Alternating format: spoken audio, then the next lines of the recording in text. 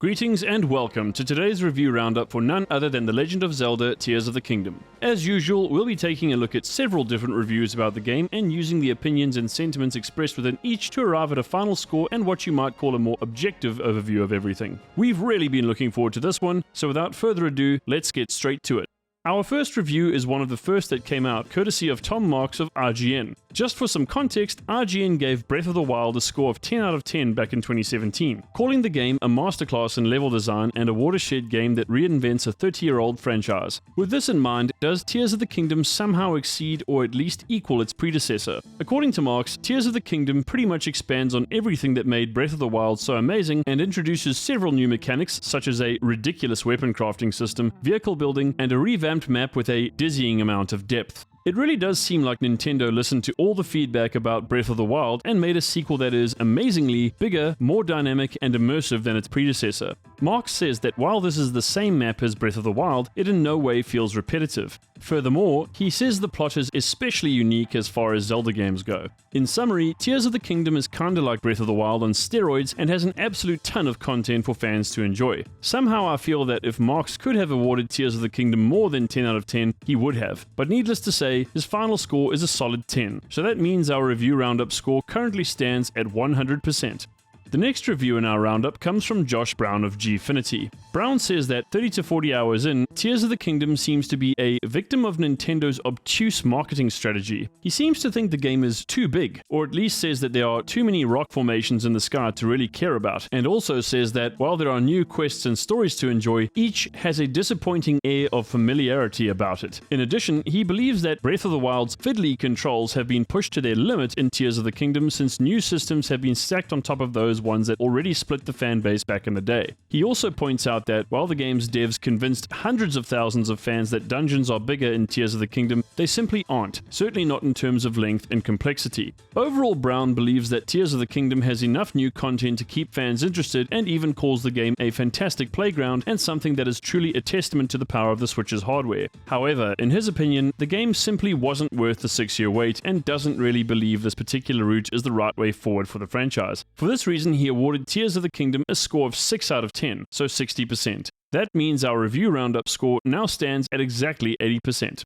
The third review in our roundup is from Ollie Barder of Forbes. In his estimation, Tears of the Kingdom is a marked improvement over Breath of the Wild, which he had several problems with, such as its lack of dungeons and pointless towers. While weapon fragility remains part of Tears of the Kingdom, Barder states that every other thing that made Breath of the Wild awkward has been resolved in this latest entry in the franchise. From world navigation to new dungeons that, unlike Brown, Barder calls genuinely decent, Tears of the Kingdom is a step forward in the Zelda franchise. However, Barder says that the weapon fusing ability is a bit goofy, but that the imaginative use of different materials for your arrows more than compensates for this. In the end, Barder's personal favorite Zelda game on Switch is actually the Link's Awakening remake, but states that Tears of the Kingdom comes close to it. For this reason, his final score for Tears of the Kingdom is 9 out of 10. So our review roundup total now sits at 83%.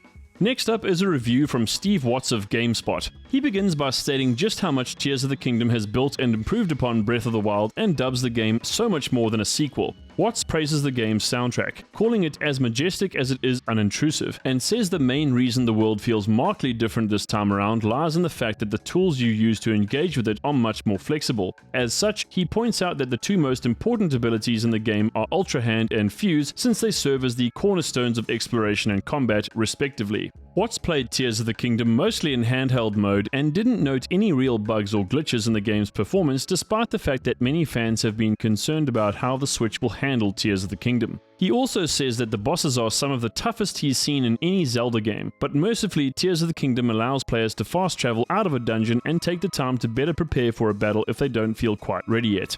Watt's final verdict is that Tears of the Kingdom is an emotionally evocative story that revolves around a central captivating mystery, and that the open world is teeming with activity and new discoveries and challenges around every corner. For this reason, he awarded Tears of the Kingdom 10 out of 10, meaning our review roundup score is now 88%.